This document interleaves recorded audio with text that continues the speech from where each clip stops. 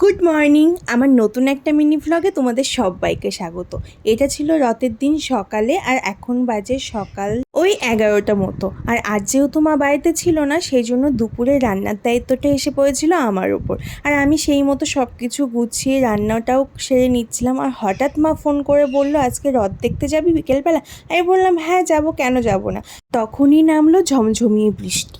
সেই জন্য ঝটপট করে সব কিছু কমপ্লিট করে নিজেও ফ্রেশ হয়ে নিয়েছি। এদিকে হাতে সময় খুবই কম, আর ওটা যেহেতু স্কন মন্দির থেকে রথটা টানা হবে, সে কারণে নির্দিষ্ট একটা টাইম থাকে।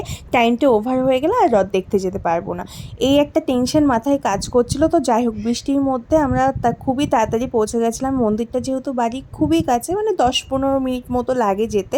তো ফাইনালি আমরা অটো করে সেখানে পৌঁছে গিয়ে দেখি এক ফোঁটাও, আর আমরা একদম পারফেক্ট টাইমে ওখানে পৌঁছে গেছে। গিয়ে দেখি প্রচণ্ড ভিড় হয়ে গেছে, মানে আমরাও গেছি, রথ টানাও শুরু হয়ে গেছে।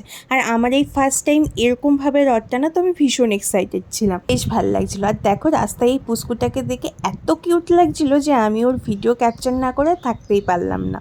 তারপর আমরা রথের সাথে সাথে অনেক দূরই গেছিলাম, আর আমার সাথে কিন্তু পুচকুরও আজকে ফার্স্ট টাইম রথ। তারপর বেশ কিছু দূর যাওয়ার পরেই ঘটে গেল বিপদ। মায়ের জুতোটা ছিঁড়ে গেল। এত ভিড় ছিল যে ভিড়ের প্রেশার আর আমরা রাখতেই পারিনি, বাধ্য হয়ে দড়ি ছেড়ে বাইরে বেরিয়ে আসতে হলো।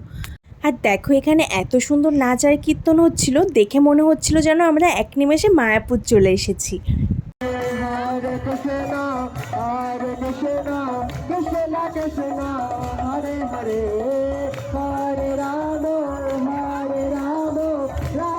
দেখো কি ভালো লাগছে না দেখতে, সবাই একই রকমের নাচ করছে, ভীষণ মজা হচ্ছিল। আমিও তো আর ধরে রাখতে পারিনি নিজেকে, তাই আমিও ওদের সাথে একটু তাল মিলিয়ে নিলাম।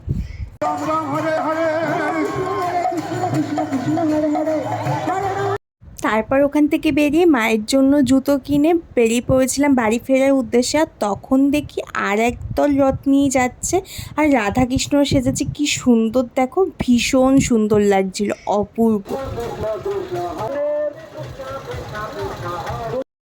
তারপর চলে গেছিলাম বাড়ির পাশে যে রথটা হয় সেখানে দক্ষিণা দিয়ে প্রণাম করতে। তারপর সারা মেলা ঘুরে আইসক্রিম ফুচকা খেয়ে জিলাপি আর পাঁপড় কিনে বাড়ি চলে এলাম, যেটা ছাড়া রথের মেলা একদম ইনকমপ্লিট। তো তোমাদের ভিডিওটা কেমন লাগলো অবশ্যই জানিও, আর রথের মেলা তোমরা কিভাবে কাটালে সেটাও কিন্তু কমেন্ট করে জানিও। ভালো লাগলে অবশ্যই লাইক কমেন্ট করো। বাই।